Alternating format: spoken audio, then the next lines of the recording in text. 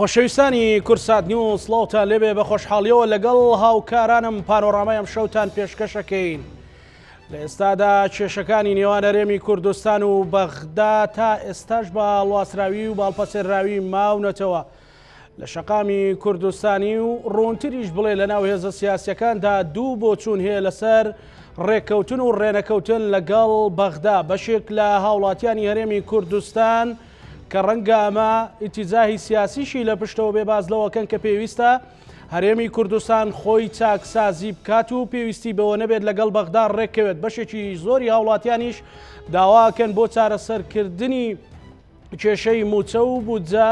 لەگەڵ بەغدا ڕێکەوتن بکرێت. لە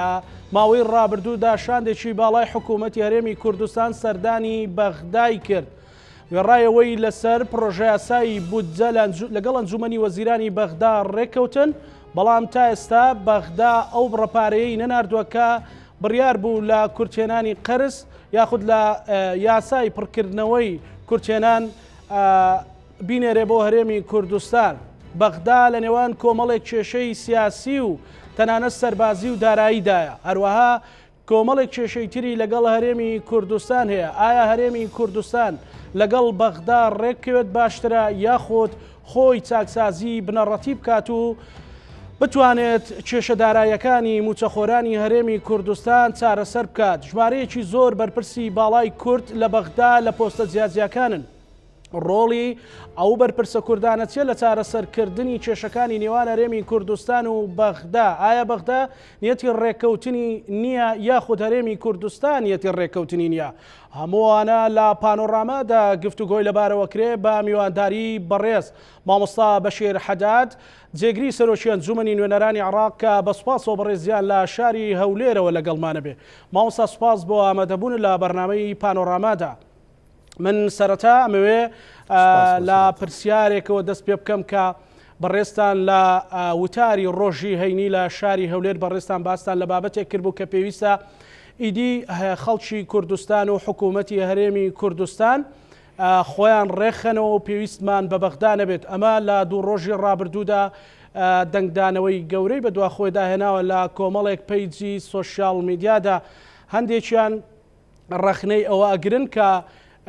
بەشێک لە بەرپرسە کوردەکان خۆیان لە بەغدا موچەیان هەیە، بەڵام خەڵکی کوردستان بێ موچەیە و چۆن بتوانێت کە خۆی بژێنێت و بەو بێموچەیە. ڕوونکردنەوە و وەڵامی بەڕێستان لەسەر ئەم دەنگۆیە چییە و مەبەستی بەڕێستان بە دیاریکراوی لەسەر ئەم پرسە چی بوو؟ بە ناوی خوای گەورە میهرەبان، سڵاو لە جەنابتان، سڵاو لە بینەرانی کورسات. بەڕاستی بەڕێزم کێشەی عێراق بە شێوەیەکی گشتی و کێشەی هەرێمی کوردستانیش یەک لە خاڵەکانی با بڵێن قوڵبوونەوەی کێشەکان ئەوەیە کە بوونی گەندەڵێکی زۆر لە عێراق لە دام و دەستگاکانی عێراقدا لە دەسەڵاتەکاندا و ئەنجامنەدانی چاکسازی بە شێوەیەکی گشتی. وەکو بینیمان کە لەو ماوەی دوایەدا عێراق ماوە یان قەیرانی یەک بە دوایەکی بە دواوە دێ، قەیرانی ئابووری، قەیرانی دارایی و ئەمنی و زۆر شتی تریش. لە کۆتاییشدا ئەوە بوو کە پێش چەند ڕۆژێک دابەزینی نرخی دینار بەرامبەر بە دراوی بیانی بوو بەرامبەر بە دۆلار. باوەڕ بکە برای بەڕێزم، ئەمە باسمان لەوە کرد ئێستاش دەیڵێمەوە ئەگەر چاکسازیەکی تەواو لە عێراقدا بکرێ و بکرابایە و گەندەڵی با بڵێن ڕوبەڕووبوونەوەی گەندەڵی بکرابایە و کۆنتترۆلی خاڵە سنووریەکان بکرابایە، کۆنتترۆلی داهاتەکان بکرابایە، ڕێگا و سەرچاوی زیاتر بۆ داهاتەکان غەیری نەوت بدۆزراباوە و خەرجی زیادە نەکراباوە، پێویستی بەوە نەبوو کە عێراق نرخی دینار دابەزێنێ و تووشی ئەم قەیرانە داراییش نەدەبووە. ئەمە نەک بۆ عێراقەوەی کە بۆ عێراق دەرێ بۆ هەرێمی کوردستانیش تەواوە. هەرێمی کوردستان ماوەیەکە یاسایی چاکسازی دەنگی لەسەدراوە لە پەرلەمانی کوردستاندا. ئەم یاسایە وردە وردە وا جێبەجێ دەکرێت بە تەواوەتی جێبەجێکردنی یاسایی چاکسازی بە تەواوەتی جێبەجێکردنی قاڵەکانی و کۆکبوونی لایەنە سیاسەکان لە هەرێمی کوردستان بەوەی کە چاکسازێکی تەواو بکرێ بەوەی کە خاڵە سنووریەکانی هەموو کوردستان هەموو پارێزگاکان لە کوردستاندا کۆنتترۆل بکرێ و بێ قاچاغ لە سنوورەکاندا نەمێنێ و داهاتەکان بە شێوەیەکی شەفاف کۆ بکرێتەوە بێت و ئەمانە و بندیوار و دووبوچە و سێموچە ئەمانە نەمێنێ باوەڕ بکەن ئەو کات بار و دۆخەکە لە کوردستانیدا زۆر چاک دەبێ و باشتر دەبێت ئێستا ئێمە لەگەڵ بەغدا ئەمە بار و دۆخەکەیە ساڵ نییە کە جارێک یان دوو جار تووشی شەشە نەبین لەگەڵ بەغدا لە ساڵی 2019 کە دەنگدرا لەسەر پرۆژە یاسای بودجەی ساڵی 2019 بەڵێ ماوەیەک ئەو پارەیە هات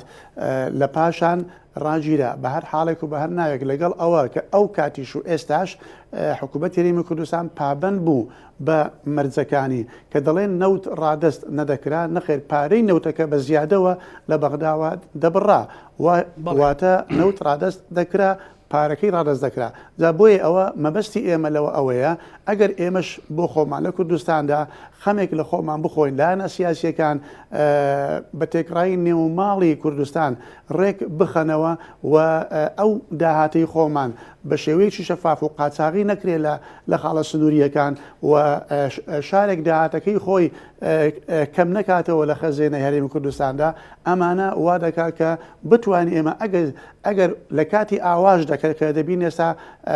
چەند مانجێکە بەغدا ئەو بەشە موچەشی بڕیوەکە کە بوو کە هەرێمی کوردستان دێ بەلای کەم خۆ ئەگەر ئێمە لە ناو هەرێمی کوردستانە خۆمان ڕێکخینەوە دەتوانین خۆ موچەکەی پێ بدەین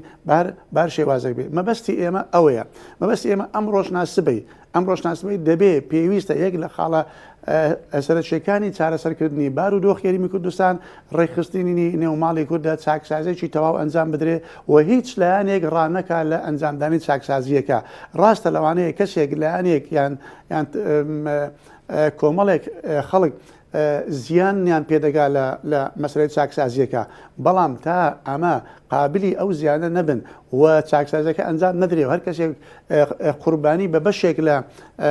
دەستکەوتەکانی خۆی نەدا ئەم چاکسازە جێبەجێ ناکرێەوە کوردستان لە خراپیەوە بەرەو خراپتر دەچێت ڕاستە ئێمە بەردەوام دەبین لە گفتوگۆ لەگەڵ بەغدا حکوومەت هەرێم بەردەوامە لە گفتوگۆ لەگەڵ بەغدا و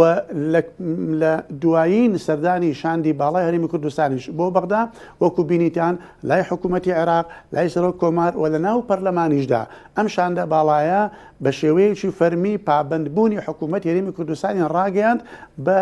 هەموو مەرجە دەستوریەکان کە لەسەر حکوومەت هەرێمی کوردستانە بەرامبەر بە بەغدا جێبەجێ بکە بەڵام تاکو ئێستاش بەغدا وەڵامی نەداوەتەوە و ئەگەر بەیانی دوو بەیان پاش ماوەیەکی دیکە لە یاسای بودجەی ساڵی 2021 ئەگەر بڕە بەشێکیش بڕە پارەیەکیش بێ بۆ هەرێمی کوردستان ئەوش لەوانەیە چەند مانجێکی دیکە دیسان بیانۆکی دیکەمان پێ بگرنەوە بۆیە ئەمە مەبەستی من ئەوەیە یعنی تا سەر متمانە بە بەغدا نییە متمانە بە لایەنە سیاسیەکانی بەغدا نییە کە تەواوی مافە دەستوریەکان هەرێمی کوردستان بدەن بۆیە پێویستە لە ناو هەرێمی کوردستاندا خۆمان بار و دۆخی خۆمان ڕێک بخینەوە و چاک بکەینەوە بۆ ئەوەی بتوانین بەلانی کەم موچەکەی پێ بدرێتەوە بەڵام بەداخەوە لایەنە سیاسیەکان لە هەرێمی کوردستاندا لەم چەند ساڵی دوایەدا خەڵکانێکیان پەروەردە کردووە ئەم خەڵکانە ئەم گەنجانە جگە لە قسەی ناشرین جگە لە دەمپیسی و جگە لە نیازپیسی هیچی دیکە نازاننەوە گوێن و تەشیر و قسەی ناڕێک و ئەمانە بێ ئەوەی بێن بکۆنەوە لەم قسەیە کە مانای چییە کە ئایا ڕێکخستنی نێوماڵی کورد ئامە شەشی خراپە ئایا ئەمە بۆ خۆمان حاڵ وەستی خۆمان ڕێک بخەین بارودۆخی دارایی خۆمان ڕێک بخەین و چاک بخەین بیدەین ملەتەکەی خۆمان خراپە بەڵام ئێمە کە لە بەغداین ڕاستە موچە ئێمە لەسەر بەغدایە بەڵام ئێمەش ئەگەر بینیمان بەغدا تاسەر و ئەمادەرەکە ئێمەش ئەو کار لەوانەیە بڕیارێک بدرێ حکوومەت هەرێمی کوردستان و سەرکردایەتی سیاسی کوردستان بڕیارێک بدا کە نوێنەرانی کورد لە بەغدا مووقفێک وەربگرن برانی بەڕێزم مەسلەی ئێوە موچە لە بەغدا وەردەگرن زۆر دەگوترێ ئەمە بە ئێمە و بە ئەندام پەرلەمانەکان و بە خەڵکی دیکەی ئەوانی کە لە بەغدان ئەوانەی کە لە بەغدان بمانێ نەمانێ ڕاستە موچەکەی ئێمە لە بەغدایە بەڵام باوەڕ بکەن هیچ یەک لە ئێمە ئەوانەی کە لە پلە باڵاکان و یان لە پلەکانی دیکەن لە بەغدا ئەو موچەیە کە وەردەگرین 100 موچەکە بۆ جیرفانی خۆمان نییە باوەڕکە بەشێکی زۆری ئەو موچانەی ئێمە بۆ خەڵکی داماوی هەرێمی کوردستانە بۆ دەوروبەر و بۆ خەڵکی هەژار و گەنج و قوتابی و لێقەوما و ماڵە شەهید و خانەوارەی شەهید و ئەنفارکراوەکانە بەڵام ئەوە ناگوترێ ئێمە خۆ ناچین بۆ خۆمان بکەین ڕێکلامێک هەرمانجێک کە شتێکمان بەخشی بچین بکەین ڕێکلام و ئەمانە بەس ئەم بەس ئەمانە ئێوە بۆ خۆتان موچە لێ وەردەگرن خەمی موچەی خەڵکیتان نییە ئێمە گەر خەمی موچەی خەڵکیمان نەبووایە ئەمەوە چەندین ساڵە لە بەغدا ئەم شەڕە یاسای و ئەم بینە و بەردەمان نەدەکرد بەڵام بەداخەوە ئێمە توانیتمان بە یاسا بە دەستور حکوومەت قەنەعات پێبینین حکوومەتی بەغدا قەنەعات پێهاتووە تەواو 100% کە مافی هەرێمی کوردستان ئەمانە بەڵام ئەو دەسەڵاتی کە زاڵە بەسەر حکوومەتەوە کە دەستی حکوومەتی بەستووە ئەو لایەنە سیاسیانە لە بەغدا ئەوان دەسەڵات بەدەستن ئەمە دەبێت جیاکاری لە نێوان حکوومەت و لە نێوان دەسەڵات بکەینەوە دەسەڵاتێکەیە کە زاڵە بەسەر حکوومەتەوە کە نایڵێ شتەکان بڕارەکانی خۆی جێبەجێ بکە بەرامبەر بە هەرێم و بەرامبەر بە عێراقیش بەڵێ مامۆستا ببرە ڕەنگە مەسلەی پرسی موچەی هەر بە ڕێزێک لە بەغدا بابەتێکی شەخسیە و پەیوەندی بە گشتەوە نیە بەڵام بەشێک لەو نیگەرانیانەیان بەشێک لەو خەڵکەی کە ڕخنیان ئاراستەی وتەکانی بەڕێزت کرد بۆ ئەو بووکە لە دوای کۆتاییەکانی 2014ەوە قەیرانە لە هەرێمی کوردستان بۆ ماوەی 6 ساڵەچێت چاکسازیی ئۆتۆ لە هەرێمی کوردستان نەکراوە تا ڕادەیەک بێئومێدیەک هەیە لە چاکسازیکردنی ڕاستەقینەوەی کە بەڕێزت تەفاسیلت پێدا بۆیە پێیان وایە کە چارەسەری جیرفانی خەڵک کە ئەوەی کە وەک خۆیان ئەمڕۆ ئەیانوت بە عیبارەتەی کە گۆشت بەجەستیانەوە نەماوە بۆیە پێیان وایە کە ئەبێ لەگەڵ بەغدا ڕێبکەون و بۆ چوونێکی تر هەیە بەڕێز مامۆستا باز لەوە کرێت کە لە پشتی یاخود ڕەهەندەکانی پشتی وتەکانی بەڕێزت لە وتارەکەتە ئەوە بۆ کە ئیدی تا ڕادەیەک بێ ئەمەلیەک هەیە لە ڕێکەوتن لەگەڵ بەغدایە لەبەرەوەی ئێوە باشتر واقعەکە ئەزانن بێ ئەمەلیەک هەیە بۆیە ئەمەتان بەگوێی خەڵکی کوردستان ئاداداوە کە پێویستە لە ناو خۆی خۆمان ڕێخینەوە ئەمە تا چەند ڕاستە برای بەڕێزم نەنا مەسەلە بێ ئەمەلی نییە بەڵام حتا ئەگەر لەو پەڕی کە پەیوەندی هەرێم و بەغداش باش بن و بەهێزش بن مەفروزە هەرێم بارودۆخی خۆی ڕێکخاتەوە و احتیاتێک بۆ خۆی دابنێ چونکە هەردەم ئەمە لە بن گوێیەتی ئەمە ئێستا خۆ وەکو گوتم حکوومەت هەرێم بەردەوامە لە گفتوگۆکان بەردەوام دەبێت لە گفتوگۆکان و تەرەفی سێمیش داوای کردووەکەوە داخل بێ UN یان خەڵکی ترکە داخل بن و چاودێری ئەم گفتوگویانە بکەن بۆ ئەوەی شاهد بن بەسەر ئەوەی کەەوە حکوومەت هەرێمی کوردستان پابەندە و ئامادەیی خۆی دەربڕیوەکەوە پابەند بێ بە هەموو مەرجەکانی دەستوری ئەوەی کە لەسەر هەرێم دەکەوێت هەرێم پێیوە پابەندە و تەواو 100% بەڵام لە بەرامبەردا حکوومەتی عێراق پێی پابەند نییە یعنی ئێمە چەند ڕۆژێکە دەفەرمەوە ئەو شاندە باڵایە حکوومەت هەرێمی کوردستان لە بەغدا بە فەرمی بە حکوومەتی عێراقیان ڕاگەیاندووە فەرموو دەبا ئەو موچەی ئەو سێ مانگەی ساڵ 2020 بابنێرن تا ئێستا وەڵامیان نەبووە موچەی مانجی 5 و 6 و 7 و 2020 بابنێرن نیان ناردووە باش ئەمانە لەلایەکدانێ ئەمان هەموو لەلایەک ئەگەر نیازێکی باش لای لایەنە سیاسەکانی بەغدا هەبێ بەرامبەر بە هەرێمی کوردستاندا باشە ئێمە خۆ زیاتر لە دەجار چ بە نووسراو چ بە زارەچی بە سەرۆک وەزیرانمان گوتووە بە بەڕێز عادل عەبدولمەمەد گوتووە و بە بەڕێز کازمیشمان گوتووە گوتومانە شایستە دارایی جوتیارانی هەرێمی کوردستان ساڵی 2014 15 16 ئەمە 6 ساڵە 7 ساڵە ئەم پارەیە قەرزە لای ئێوە گەنمیان تەسلیم کردووە بۆ ئێوە پارەکەیان نادەنەوە خۆمە هیچ عیلاقی بە سیاسەتەوە نییە هیچ عیلاقی بە پەیوەندی نێوان حکوومەت هەرێم و حکوومەتی بەغداوە نییە هیچ عیلاقی بە دەستور بوانێ ئەمە کڕینی فرۆشتنە گەنمت لێ کڕیوە فەرم و پارەکەی بدەوە پارەی هەموو شارەکانێکی عێراق دراوە بەس هی کوردستان ماوە بۆ نادرێ باشە جوتیاری هەژار و فەقیر زەمبی چییە تاوانی چییە کە ئەمە بە ئاگری سیاست بسووتێ ئەمە یەکە ڕازنین تا ئێستاشی لەگەڵدا بێ بڕیارێکێک یەک لایەنە نەداوەتەوە کە ئەم بڕە پارەیە سەرف بکرێت ئەمە مانای چییە؟ موچەی پێشمەرگە شایستە دارایی پێشمەرگە شایستە سەربازیەکانی شایستە ڕاهێنان و بابلێن تەجهیزات و چەک و ئەمانە تاکو ئێستا یەک دیناریش بۆ پێشمەرگە نەهاتووە مع العلم بۆ میلیشیاکانی خۆیان دوو ئەوەندە و سێ ئەوەندە بەرابەر بۆیان سەر دەکراوە وە زیاتریش ئەمان هەمووی مانای چییە؟ ڕێک ناکەوی تا ئێستا ئەمانە من ناڵێم ڕەشبینم نە ڕەشبین نیم بەڵام ئێمە دەڵێم حکوومەتی هەرێم بەردەوام دەبێت لە گفتوگۆ پێویستە بە دوو ئاراستە کار بکە حکوومەتی هەرێم پێویستە بە دوو ئاراستە کار بکە بۆ چارەسەرکردنی بار و دۆخی دارایی لە هەرێمی کوردستان ئاراستەیەکی بەهێز کە بەردەوامی بدا بە گفتوگۆکان لەگەڵ بەغدا شان لە بەغدا بێ شاندێکی سیاسی لە بەغدا بێ بۆ ئەوی هەم لەگەڵ لایەنە سیاسەکان هەم لەگەڵ حکوومەتدا ئەم شاندە بەردەوام بێت لە گفتوگۆکاندا ئاراستەیەکی دیکەش گفتوگۆیەکی نیشتیمانی لە نێوان لایەنە سیاسەکانی هەرێمی کوردستاندا لە نێوان حزبە سیاسەکانی کوردستاندا ئەنجام بدرێ بۆ ئەنجامدانی چاکسازیەکە بۆ ئەنجامدانی پاکسازیەکە بن دیوار نەمینێ دوو موچەی و سێ موچەی لە هەرێمی کوردستان نەمینێ ئەوانەی کە بە ناحەق خانەنشین بوون بە پڵی بەرز ئەمانە نەمینێن ئیتر پارەی مەرزەکان و پارەی خاڵە سنووریەکان هەموو بگەڕێتەوە خەزینەی حکوومەت من ئەوەیە من دەڵێم کە پێویستە حکوومەت هەرێمی کوردستان چاکسازیەک بکە و دەبێ ئاگای لە خۆ بێ ئەم دوو ئاراستەیە ناڵێن فەشەلی هێناوە و ناشڵێن پێویستە ئەم دوو ئاراستەیە پێویستە ئەنجام بدرێت ئەمە هەموو مەبەستەکەی ئێمە و من تەنها ئەو جمعەیەش نییە کە لە وتاری هەینی لەبەر ئەوە من هەر بەردەوام لە وتاری هەینی لەبەر ئەوە من فەرمانبەری ئەوقاف نیم تا بڵێ تۆ ئەگەر لەوێ مۆزەف بی چۆن لێرەژ مۆزەف دەبی لە وەزارەتی ئەوقاف وتار دەخوێنەوە من مۆزەفی وەزارەتی ئەوقاف نیم خۆبەخشم وتاربێژێکی خۆبەخشم من هەموو ڕۆژانی جمعە بە فرۆکە لە بەغداوە دێم بۆ هەولێر وتارەکە دەخوێنمەوە دەگەڕێمەوە وتاری خۆم بەجێنێش و لە هەموو وتارێکیشدا جەخر لەسەر چاکسازی دەکەمەوە لە هەرێمی کوردستان جەخر لەسەر ئەوە دەکەمەوە کە حکوومەت پێویستە چاکسازی بکە پێویستە گەندەڵکاران بداتە دادگا پێویستە دەستی گەندەڵکاران ببڕێ پێویستە وا بکە بەڵام ئەمانە ئیتر ئێمە هەر ئەوەمان لەسەر برای بەڕێزم ئێمە گوتنمان لەسەرەکە ئەم حکوومەتە بە ئاگا بینەوە لایەنە سیاسەکان بە ئاگا بینەوە سەرەتای دەست بەکاربوونمان لە بەغدا ئێمە وەکو جێگەری سەرۆکی پەرلەمان لەگەڵ سەرۆک فراکسیۆنە کوردستانیەکان هەمومان چوین سەردانی لایەنە سیاسەکانی کوردستانمان کرد یەک بە یەک چوینە مەکتەب سیاسەکانیان چوینە لای پارتی چوینە لای یەکێتی چوینە لای گۆڕان چوینە لای کۆمەڵ چوینە لای یەکگرتوو چوینە لای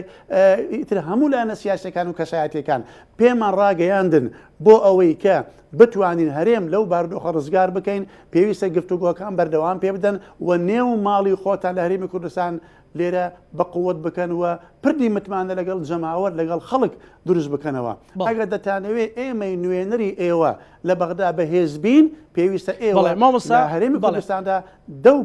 دەست بەو پاکسازیە بکەن لەوە زیاتر چی بکەین برای بەڕێزم ئێمە هەمان پێ دەکرێت پێمان دەکرێت لەسەر مینبەر بڵین و هاوار بکەین و ئامۆژگاری بکەین و لە ناو پەرلەمانیشدا ئەوەی دەکرێت لە چوارچێوەی یاسا و دەستوردا جێبەجێ بکەین بەڵام وەکو گوتم بەداخەوە بۆ خەڵکانێک کە جگە لە جنێ و تەشیر و قسەی سوگ نەبێ هیچی دیکە نازانێ ئەمانە باوەڕ بکەن دژمنی هەرە سەرسەختی کوردستانن ئەمانە نەکە وا دەکەن کە ئەم خەڵکە سەرگەردان بێ وەلایەنە سیاسەکانش نەزانن کاری خۆیان چۆن دەکەن بەڵێ مامۆستا بەڕێستان کە وەک هەم وەکو مامۆستایەکی ینی هەم وەکو کەسێتێکی سیاسی کە بەڕێستان ئەوەندە جەخت لەوەکەنەوە کە پێویستە لە ناوخۆی هەرێمی کوردستان خۆڕێخستنەوە هەبێت بە بۆچوونی بەڕێستان بەپی زانیاریەکانی بەڕێستان بای ئەوە هەرێمی کوردستان توانا و تاقی هەیە مەسەلەن ئێمە ڕیکلامێکمان کرد بۆ بەرنمەیە کە ئەمشەو بەڕێستان میوانی بەرنامەی پانۆرامان بەشێکی زۆر خەڵک مەسزی بۆ من ناردووە شخصیەن و کۆمنتیشی نووسیۆڵێ ئایا هەرێمی کوردستان بای ئەوە ئەتوانێت ئەگەر خۆی ڕێخاتەوە موچە و بژێوی ژیانی خەڵک ڕێخاتەوە باوەڕ بکە برای بەڕێزم ئێمە لە ئۆکوەبووتان دەزانن لە ساڵی 91 و 92 ئەمانە کە چەند مانگ موچە نەبوو چەند مانگ مامۆستا موچەی وەرنەگرت ئەم خەڵکە لە بارودۆخێکی زۆر نالەبار دەژیا بەڵام لەبەر ئەوەی هەموو وەکو یەک بووین هەموو وەکو یەک بووین ئەم خەڵکە پێی ڕازی بوو متمانەیە کە بوو لە نێوان خەڵکو و لە نێوان سەرکردەکان هێشتا ئەو متمانەیە تێک نەچوو بوو پردی متمانەکە نەڕووخابوو بۆیە خەڵک بە ئاسانی بە کەمەکەی ڕازی دەبوو ئێمە وەکو گوتم ئێمە مافی خۆمان لە بەغدا سازشی لەسەر ناکەین سازش لەسەر مافە دەستوریەکان هەرێمی کوردستان لە بەغدا بە هیچ شێوەیەک ناکەین و ئەمە کاری حکوومەت هەرێمی کوردستانیشە کە سازش نەکەن و ناشکەن لەسەر مافە دەستوریەکانی حکوومەت هەرێمی کوردستان وەکو گوتم داوای مافی خۆمان لە بەغدا دەکەین بە هەموو هێزێکمانەوە پێمان کرا وەردەگرین بەڵام ئەگەر بەغدا هەر نەهاتە ڕایێ ئەگەر ئەمە هەر نەکرا و نەکرا نیازی خراپیان بەردەوام بوو بەغدا ئەو کات پێویستە ئێمە هەمومان هەموو لایەنە سیاسەکان و هەموو خەڵک و حکوومەت و پەرلەمان و ئەحزابە سیاسەکان لە کوردستاندا هەموو وەکو پەیماننامەیەکی نیشتیمانی مۆر بکەن بۆ ئەوەی ڕاستگۆ بن لەگەڵ ئەو خەڵکە چەند هەیە ئەوەندە هەمووی بێدن لە گۆڕەپانێدا بنێن ئەو خەڵکە ئەمانە داهاتەکانی خۆمان کوردستان و هەموو وادەکانی خۆمان ئەوەندەیە و تەواو بە شەفافانە باوەڕ بکە ئەو خەڵکە ڕازی دەبێ ئەگەر موچەکە بە کەمتریش بدرێ موچەیەکی کەمیشی بدەی ئەو کات خەڵک ڕازی دەبێ بە مەرجێک خەڵک متمانەی هەبێ کە ئەو چاکسازیە کراوە خەڵک متمانەی هەبێ کە پارێزگایەک لە کوردستان لە پارێزگایەکی دیکە زیاتر نابە خاڵێکی سنووری باڵێن کۆنتترۆل کراوە بەڵام خاڵێکی دیکە کۆنتترۆل نەکراوە پارە دەڕوا بە هەدەر ئەگەر ئەمانە نەمینێ ئەم خەڵکە متمانە دروست دەکا و من پێم وایە بەڵێ ئەو کات من ناڵێم خۆ بەو هەموو زۆر زەبەلاحە بە کەمیش بێ بە موچەیەکی کەمیش بێ بە مەرجێک ئەوانەی کە مستحق نین لا بدرێن ئەوانەی کەوا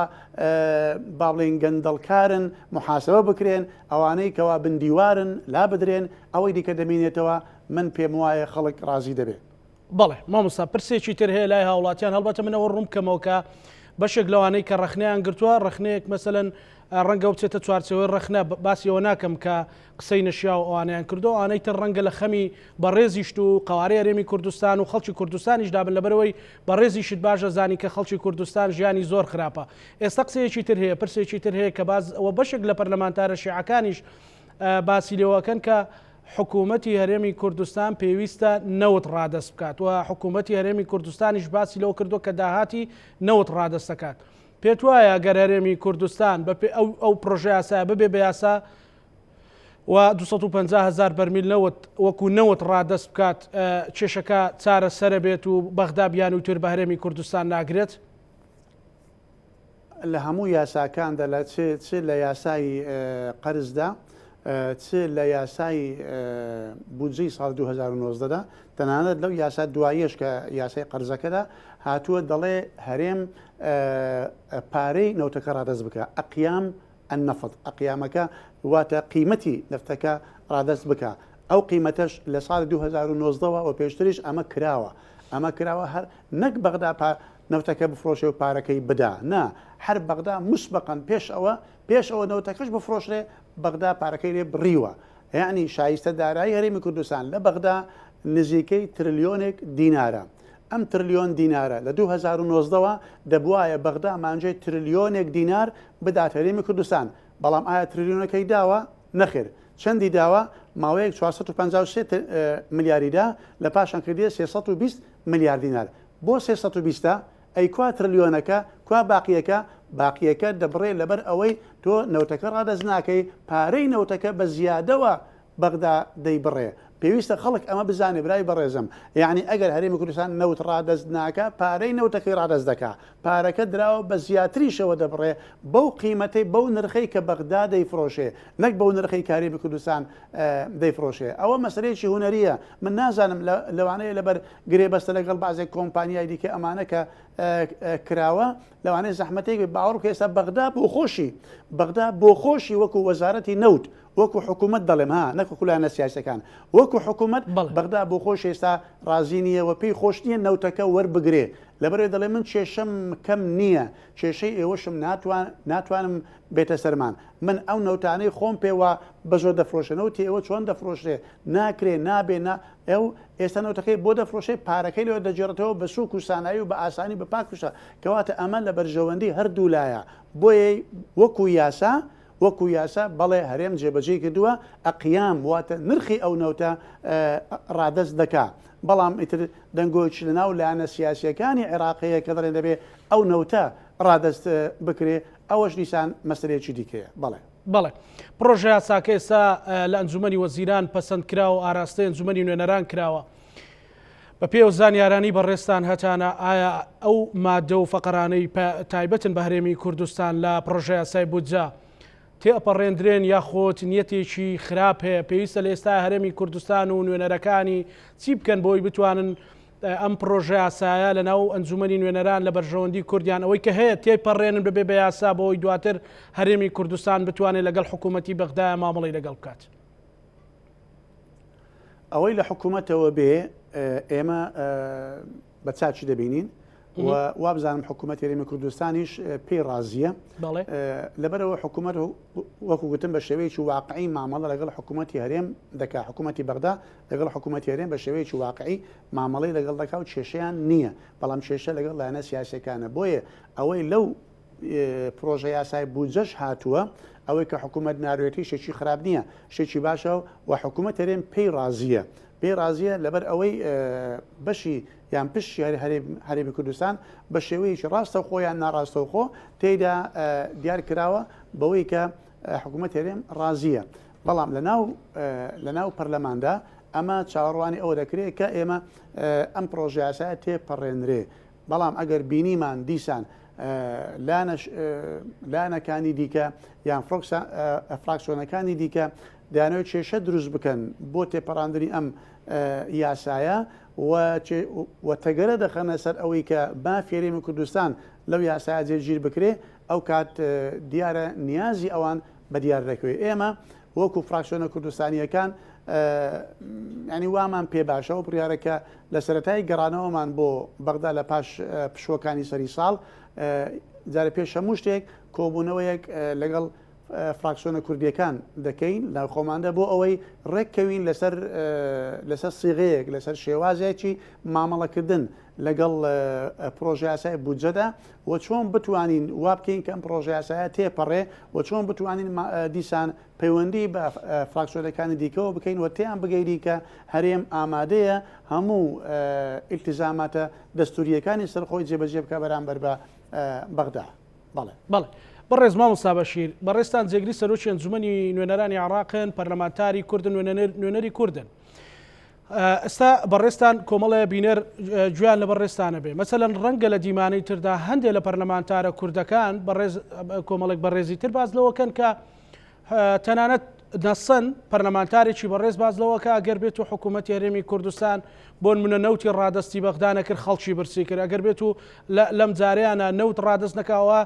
قواری هەرێمی کوردستانیش ڕوبەڕووی هەر شەو مەترسی گەورە ئەبێتەوە ینی هەر لە نوێنەرانی کورد لەناو ئەنجومەنی نوێنەرانی عێراقا دوو خیتاب ئاراستەی شەقامی کوردستانی ئەکرێن خەڵک نازانێت مەسەلەن متمانە بە کامیان بکات و ڕاستیەکە لەکوێ بدۆزێتەوە هەر پەرلەمانتاری کوردە و ئەڵێ ئەگەر نەوت ڕادست نەکرێت وەزعەکە زۆر خراپە بێ زۆر ماڵوێرانی دروستە بێ وەگەر نەوت ڕادست بکرێ بەغدا خۆشگوزەرانی دروستەکە و بەڕێزیشتان باز لەوەکەن کە ڕەنگە نیەتی پشتی پەرلەمانتارەکان و حکوومەت نیەتە سیاسیەکە نیەتێکی باش نەبێ بەرامبەر بە هەرێمی کوردستان و ئۆتان نمونە بەگەنمی جوتیاران هێنیتەوە ینی مەسەلەن لێرە حەق بە هاوڵاتیان چییە کام حەقیان لابێت کە هاوڵاتی لەلایەک برسیە لەلایەک دوو بۆ چوونی هەر لە پەرلەمانتارە کوردەکانەوە دەستەکەوێ چی بکە خەڵک من پێم وابێ ئەوەی کە ئێستا دەکرێت لەگەڵ بەغدا چوەکو حکوومەت هەرێم چوەکو نوێنەرانی کورد لە بەغدا کەم و کوڕیتیانە و بە شێوازێکی زۆر یاسایی و دەستوریانە مامەڵە دەکرێت بە شێوازێکی زۆر ڕێکوپێک مامەڵە دەکرێت و داوای مافەکانی خەڵکی هەرێمی کوردستان دەکرێت حکوومەت هەرێمی کوردستان بەلای خۆیەوە لە کەناڵی خۆیەوە لەگەڵ حکوومەتی بەغدا ئێمە شەکو نوێنەرانی کورد لە بەغدا لەگەڵ فراکسیۆنەکان لەگەڵ لایەنە سیاسیەکان لەگەڵ ئەم خەڵکە ئیتر ئەوەی کە پێویست بێ لەگەڵیان ئەنجام دەدەین من دیسان دێم دەگەڕێمە ڕەشبین نیم بە گفتوگۆکان بەردەوام دەبێت ئومێدوایە کە ڕێکەوتنێکی تەواو ئەمجارە بکرێ و ئەنجام بدرێ بەڵام ئیتر ناشڵێم وڵا ئیتر بەهار هاتۆتە چۆکان و تەواو هەموو شتێک بڕاوەیە و خلاص و ناوانە هێشتا بەردەوام لە گفتوگۆکان داینوە ئێمە بەردەوام دەبین لە مەسەلەکاندا وەکو گوتم نەوت ڕادستکردن یاساکە ناڵێ نەوت ڕادست بکە یاساکە دەڵێ ئەقیام بە دەڵێ نرخی پارەی نەوتەکە ڕادست بکرێت تەنانەت حتا ئەگەر ڕادستکردی نەوتش بێ باوەڕ ناکەم کە حکوومەت هەرێم کێشەی هەبێ لەوەی کە لە جاتی بیفرۆشتە کۆمپانیەکان دەفرۆشتە بەغدا دەیداتە بەغدا تاوا فەرمە و 250 250,000 و بۆ خۆت بفرۆشە ئەگە تۆ ڕازینی من بیفرۆشم پارەکە بدەم بە تۆ یان پارەکە تۆ بۆ خۆت مسبقم بژێڕیەوە فەرمەوە 250 بۆ خۆت ئەمە کێشەیەک نییە مەسەلەی ڕادستکردی نەوت یان پارەی نەوت ئەمە نابێتە کێشە لە نێوان حکوومەت هێرێم و حکوومەتی بەغدا بەڵام باوەڕ بکە برای بەڕێزم کێشەکە لە نەوتی گەورەترە کێشەکە لە موچە گەورەترە ئەسڵەن عقلیەتێکی دژە هەرێم لە بەغدا لە عێراقدا پەیدا بووە ئێستا کە ئەسڵەن ئەمان پەشیمانن لەوەی کە هەرێمی کوردستان هەیە لە ناو عێراقدا پەشیمانن لەوەی کە عێراق وڵاتێکی فیدراالیە پەشیمانن لەوە کە دەستور دانی بە دام و دەستگاکاری هەرێمی کوردستان ناوە بۆیە ئەمان دەیانەوێ وەکو نیەتێک دەیانەوێ ئەسڵەن دەستور هەموار بکەنەوە دەیانەوێ ئەم قەوارە دەستوری هەرێمی کوردستان بچووک بکەنەوە و زاڵ بن بەستەری وەکو پارێزگایەک مامەڵی لەگەڵ بکەن ئەو نیێتانە هەمووی هەیە فەرموو تەماشاکەم خۆ بەس مەسەلەکە موچە نییە ئەوە مەسلەی شنگالەکە تا ئێستاش ئەو ڕێککەوتنەکە نێوان حکوومەت هێرێمی و حکوومەت بەغدا کراوە هەتا ئێستا زۆربەی بەندەکانی خاڵەکانی جێبەجێ نەکراوە فەرمو ئەوە ناوچێ جێناکۆکان لە کەرکووک و لە داقووق و لە خانەقیر و لە دەوروبەری سەرگەڕان و ئەمانە وەرتەماشاکە تا ئێستا بار و دۆخی ئەو ناوچانە جێگیر نییە تا ئێستا شاڵاوی بە عەرەبکردن دیسان وادەستی پێکردوتەوە کەواتە مەسەلەکە بەس موچە نییە لە هەموو لایەکەوە ئەم فشارە بەسەر هەرێمی کوردستانەوە دروست دەکرێت زەختێک بەسەر هەرێمەوە دروست دەکرێت یعنی هەر مەسەلە ئەوە نییە کە وەڵا هەرێم نەوت نادا نا زۆر شتی دیکە هەیە زۆر مەلەفاتی دیکە هەیە زۆر دۆسەی دیکە هەیە ئەسڵەن ئێستا خەریکە وردە وردەوە ڕوون دەبێتەوە کە هەندێک لایانی سیاسی لە بەغدا هەیە ئەسڵەن دەوێت هەرێمی کوردستان هەر نەمێنێ ببیتە سێ پارێزگای باکووری عێراق ئەمانە کێشە و مەترسین لەسەر ئەزمموی هەرێمی کوردستان و لەسەر ناوچە جێناکۆکەکان و لەسەر خاڵی دیکە دیسانەوە ئەمە پێویستە بەڕاستی ئەم ئەزمونەی هەرێمی کوردستان ئێستا مەترسی لەسرە بۆیە دیسان دێم دەگەڕێم و دەڵێمەوە لەگەڵ ئەوەی کە گفتوگۆکان لەگەڵ بەغدا بەردەوام بێ ئەوە ڕای سەخشی خۆمە گفتوگۆکان بە ئاراستەیەک بەردەوام بێ لەگەڵ بەغدا و هەرێم هەموو ئیلتزاماتە دەستوریەکانی خۆی بەرامبەر بە بەغدا جێبەجێ کردووە و جێبەجێ بکە و بە فەرمی ڕایگەیاندووە ئەمە دیسان بەڵام ئاراستەیەکەی دیکە زۆر گرنگە کە پێویستە کار بکرێت بۆ ڕێخستنی نێو ماڵی کورد بۆ گەڕاندنەوەی متمانە لە نێوان خەڵکی هەژار و برسی لە نێوان حکوومەتدا متمانە لە نێوان لایەنە سیاسەکاندا دروست بکرێتەوە یەک ئەوی دیکە نشکێنتەوە یەک ئەوی دیکە خلاص نەکە هەوڵ نەدەین بۆ سڕینەوەی یەکدی تازە هیچ لایەکەی دیکە پێ ناسڕێتەوە لە کوردستاندا ئەمە حقیقەت و واقعەکە پێویستە بزانین هەر ناکۆچیەک لە نێوان دوو لایانی سیاسی لە کوردستاندا هەبێ باجەکەی خەڵک دەیدا باجەکەی جەماوەر دەیدا باجەکەی فەرمانبەر دەیدا باجەکەی کاسبکار دەیدا بۆیە ئەم دوو ئاراستەیە زۆر گرنگە من جەختی لەسەر دەکەمەوە بەردەوامبوون لە گفتوگۆ لەگەڵ بەغدا و هەروەها بەردەوامبوون لە ئەنجامدانی چاکسازی و پاکسازی و متمانە دروستکردن لە هەرێمی کوردستان. بەڵێ مامۆستا ئێوە هەوڵتان نەداوە لە ناو ئەنجومەنی نوێنەراندا مەسەلەن کۆبوونەوە لەگەڵ هەموو ئەو ژمارە پەرلەمانتارە کوردە بکەن کە لە بەغدان بڵێن مەسەلەن ئەم بابەتانە ڕوون بکرێتەوە کە عقلێتێکی دژی بچووک بوونەوەی قەواری هەرێمی کوردستان و نەهێشتنی هەرێمی کوردستانە عقلێتێک هەیە کە دژی بەرەو پێشچوونەکانی هەرێمی کوردستانە ینی بێن اتفاقێک هەبێ اتفاقێکی کوردانە لەو دیۆ حەمرینەوە کە بڵێن لانی کەم لە پرۆژه یاسای بودجەوە خەڵک ماندووتر نەکرێ خەڵک بە 56 ڕۆژ موچەوە دەگرێت بە لێبڕینەوە ژیان خراپە بازار خراپە پەرلەمانتارێک هەڵدەستێ لێ دوانێک دەدات خەڵکەکە ئەوەندەی تر ماندوو دەکات خەڵکەکەی تر ئەوەندە بێ متمانە دەکات یعنی مەبەستەکە ئەوە نییە کە من ڕخنە لەو پەرلەمانتارە بگرمە ڕۆژنامەنووس و بڵێم ئەم بابەتە هەڵەیە ئێوە بگەنە ڕێیەکی موحەد بەرامبەر بە خەڵکی هەرێمی کوردستان چکە بە ڕێزیشت ڕەنگەم ڕاستی بزانی کە بۆ چوونی جۆرا و جۆر لە بەغداوە ئاراستەی هەرێمی کوردستان دەکرێت تەنانەت لە ناو پەرلەمانە نوێنەرانی کووردا ینی هەوڵتان نەداوە ئەمە ڕێیەکی موحەد دروستکەن بڵێن وەرن با بە هەمومان ڕێیەکی موحەد دروستکەین لە پێناو خەڵکی کوردستان. ئەو مەسلەی کە جنابەت باست دەکرێت دروستکردنی ڕێیەکی موحەد لە نێو ئەندام پەرلەمانە کوردەکان لە بەغدا ئەمە یەکەمین ئامانجی ئێمە بووە وەکو جێگەری سەرۆکی پەرلەمان لە بەغدا لە یەکەم ڕۆژی دەست بەکاربوونمانەوە ئیشمان لەسەر ئەوە کردووە کە ئەم لایەنە کوردیانە لە بەغدا ڕێک بخەین و فراکسیۆنەکان لێک نزیک بکەینەوە و محاولە بکەین کە تەنسیقێک یان هاو ئاهەنگیەک یان ڕێککەوتنێک لە نێوانماندا هەبێ بۆ ئەوەی کارەکانمان لە چوارچێوەیەکدا بکەین. چەندین جار کۆبوونەوەمان کردووە بانگمان کردوون تا ئێستا نزیکەی دەکۆبوونەوەمان کردووە لەگەڵ فراکسیۆنە کوردستانیەکان بەیەکەوە بۆ ئەوەی ڕاو و بیر و بۆچوون لەسەر پرۆژە یاساکان لەسەر مەسەلەی هەرێم و لەسەر مەسەلەی بەغدا وەربگرین و بزانین بەیەکەوە کار بکەین بە خۆشحاڵیە و لە چەندین یاسای گرنگدا بەیەکەوە دەنگماندا یان بەیەکەوە دەرچوین هەوڵی پەرلەمانمان بەجێهێشت یان بەیەکەوە دەنگماندا ئەمە جێی دڵخۆشیە بەڵام بەداخەوە هەموو جاروانیە جاری وهەیە کە ژمارەیەک لەو برادرانە بە ئاراستەیەکی دیکە کار دەکەن بەداخەوە ئەو ناکۆچی کە لە نێو هەرێمی کوردستاندا لە نێو لایەنە سیاسەکاندا هەیە ئەمە ڕەنجی داوەتەوە لەسەر ئەندام پەرلەمانەکانی بەغدا چەندجا دەڵێن کاکە براجان بەڕێزان ئەم ناکۆشانەی کوردستان با ڕنگ نەداتەوە لە بەغدا ئێمە لە بەغداین ئێمە لە بەغدا کارێکی گرنگمان هەیە کە پاراستنی مافەکانی کووردە پاراستنی قەوارەی هەرێمی کوردستانە دابینکردن و وەرگرتنی مافی هەرێمی کوردستانە لە بەغدا ئەوە ئەرچی سەرچی ئێمەیە بەڵام بەداخەوە دیسان دەڵێم زۆر بەداخەوە هەندێک لەو بەڕێزانە بە ئاراستەیەکی دیکە کار دەکەن لەوانەیە ئیتر وا دەکەن کە دڵی نەیارانیش خۆش دەکەن وە کەیف خۆش دەکەن هەر بۆ نمونە یەک نمونە بۆ جەنابەت دێنمەوە ئەو مامۆستایانەی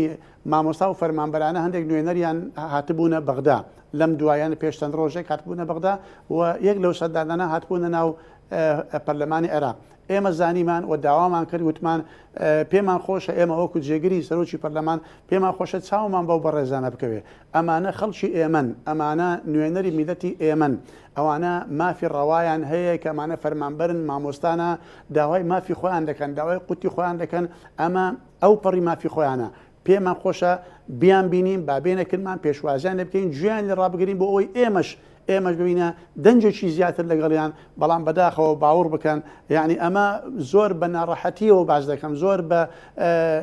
ینی بە خەمەوە باسیەوە دەکەم سەردانی سەرۆک پەرلەمانیان کرد سەردانی جێگیری یەکەمی سەرۆکی پەرلەمانیان کرد کە بەڵام ئامادە نەبوون بێن سەردانی جێگیری سەرۆکی پەرلەمانی کورد بکەن لە بەغدا کە بەدەنجی ئەوان چۆتە ئەوێندرێ یعنی نازانم ئەوە مانای چییە ئێمە ئامادە بووین پێشوازیان لێ بکەین و گوێیان لێ ڕابگرین و دیفاعیشان لێ بکەین داکۆچیش لە مافەکانیان بکەین ئێستاش داکۆچان لێ دەکەین لەگەڵ ئەوەش کە نەهاتوون لەگەڵ ئەوەی کە نەهاتوون ئێمە ڕێزمان بۆیان هەیە ئەوان برای ئێمەن خوشی ئێمەن عەزیزی ئێمەن ئێمە هەر نوێنەری ئەوانین ئێمە هەر داکۆچی کاری لە مافەکانی ئەوان چ لە بەغدا چ لێرەش لە هەرێمی کوردستاندا دەڵێن بەڵێ مامۆستا فەرمانبەر بە شێوەیەکیشتی مافی خۆیەتی کە هەموو سەرمانگان موچەی خۆی وەربگرێ و لە ناو پەرلەمانیدا چەندین جار ئەوەمان بە سەرۆکاتی پەرلەمان بە سەرۆکی پەرلەمان بە لایەنە سیاسەکان بە فراکسیۆنەکان گوتووە کە ناکرێ و نابێ قوتی خەڵکی کوردستان موچەی فەرمانبەرانی هەرێمی کوردستان بە سیاسی بکرێ و بلکێندرێ گرێ بدرێ بە مەسەلە سیاسەکان و ناکۆشەکانی نێوان هەرێم و بەغداوە ئیتر ئەمە وەکو گوتم ئەمە یەک لە ئامانجەکانی ئێمەیە و بەردەوامیشی لەسەریکە بۆ ڕێکخستنەوە و بۆ کۆکردنەوەی دەنجی کورد و دەنگێکی یەکگرت و دروستکەین لە بەغدا. بەڵێ مامۆستا پێت وایە ئەو بەڕێزانەی کە لە دوانی زۆرا و زۆر هەیە و لە دوانی دژێکەیە لە ناو نوێنەرانی کووردا حەقیقەتیان لایە یاخود پەیوەندی بە دەستبادان و ململانەی سیاسی ناو هەرێمی کوردستانەوە هەیە و گواستراوەتەوە بۆ بەغدا؟ من پێم وایە بەشێکی پەیوەندی بەو ناکۆچیە سیاسی ململانەی سیاسی نێوان حیزبەکانی سیاسی کە لە کوردستاندا هەیە بەشێکی پەیوەندی بەوە هەیە بەشێکی بەوە هەیە کە ئەو بەڕێزانە لەوانەیە لە با بڵێن زاویەکی دیکەوە تەماشای بابەتە دەکەن ڕایەکی دیکەیان هەیە کە ڕایەکە مەقبوڵە بەڵام ئەم ڕایانە بێ لە ناو فراکسیۆنە کوردستانەکان لە کۆبوونەوەی خۆماندا باسی لێەوە بکەین باشترە نەک لە دەرەوە بچین باسی لێەوە بکەین یان لەگەڵ خەڵکی نەیاری خۆمان بچین یەک بین یان با بڵێن پرس کۆنفرانس لەگەڵ ئەوان بکەین ئێمە لە نێو خۆماندا گلەیش لێکدی بکەین لە نێو خۆماندا ڕای جیاواز و بیری بۆچوون جیاوازشمان هەبێ زۆر ئاساییە چونکە ئەوە دەمانگەینیتە خاڵێکی هاوبەش بێکەوە کار بکەین بەڵام ئەو بەڕێزانە وەکو گوتم هەندێک جار ئەو ناکۆچە سیاسیانە کاریگەردەی بەستیان و هەندێک جاریشەوە لەوانەیە لە دیدگایکی دیکەشەوە ڕای خۆیان هەیە و بیری بۆچوونێکی جیاوازیان هەیە. بەڵێ بەڕێز مامۆستا لە ئێستاە یاخود لە دوای پشوەکانی سەری ساڵەوە بەڕێستان بە پێویستی ئەزانن شاندێکی باڵای سیاسی لە هەرێمی کوردستانەوە قسە لەگەڵ لایەنە سیاسیەکانی شیعە و سوننە بکات ئەوانەی لە پشتی پەرلەمانتارەکانن کوتلەی پەرلەمانیان هەیە کوتلەی مەسەلەن بە ژمارەی بەڕەقەمی گەورە بۆی بتوانن دژایەتی یاخود ڕێگری و بربەست بۆ پرۆژه یاسای بودجە لەو بەشی هەرێمی کوردستان دروست نەکەن و بتوانن بە ئاسانی بۆ ئێوە شتێپەڕێ لەناو ئەنجومەنی نوێنەرانە. بێگومان زۆر پێویستە مەکو وتم ئەو ئاراستەیە کە بەردەوامیدان بە گفتوگۆکان لەگەڵ بەغدا زۆر پێویستە و پێویستە شاندێکی باڵا هەم شاندێکی سیاسی و شاندێکی هوەری حکوومەت لە بەغدا بێ بۆ بەردەوامیدان بە گفتوگۆکان بۆ ئەوەی کە مەسەلەکان ڕوون بکاتەوە لای لایەنە سیاسەکان چونچی ئەگەر لایەنە سیاسەکان گڵۆپی سەوز هەڵنەکەن بۆ ناو پەرلەمان لە پەرلەمان بە زەحمەت تێدەپەڕێت چونکە ئەوانەی کە ناو پەرلەمانن نوێنەر لایەنە سیاسەکانن ڕای خۆیان لەوان وەردەگرن تا لایەنە سیاسەکەی ئەو فراکسیۆنە پێی نەڵێ دەنگ بدە دەنگ نادا لەبەر ئەوە زۆر گرنگە بۆ ئەوی کارەکەی ئێمە لە ناو پەرلەمان ئاسان بێ پێویستە ڕێککەوتنی سیاسی لەگەڵ لایەنە سیاسەکاندا بکرێت جگە لەوەش ئێمە ڕامان وایە ینی پێمان زۆر پێویستە ضرورە ئەسڵەن نووسینگەیەکی سەرۆکایەتی هەرێم لە بەغدا بەردەوام هەبێ بە سابتی بە جێگیری هەبێ لەوێندرێ هەردەم لایەنە سیاسەکان لە هەموو لایەنە سیاسەکان ینی خەڵکان تیمێکی حکوومەتی یان تیمێکی سەرۆکایەتی هەرێم لە بەغدا هەبێ بەڵام خەڵکانێکی لە ناو حزبەکانی خۆیان باڵادەست و بڕیاردەر بن ئەمانە بەردەوام لە بەغدا بن چونکە بەغدا جێگەی سیاستکردنە جێگەی هەموو لایەنەکانی دیکەیە نەکە ئێمە لەوانەیە ساڵێ جارێک یان دوو جار شان بچێتە بەغدا نا پێویستە ئەم تیمە لە بەغدا بێ دائیمەن ئێمەش بۆ ئەوان بگەڕێینەوە کە پێویستیمان بە ڕایەک دەبێ بە بۆچوونێک دەبێ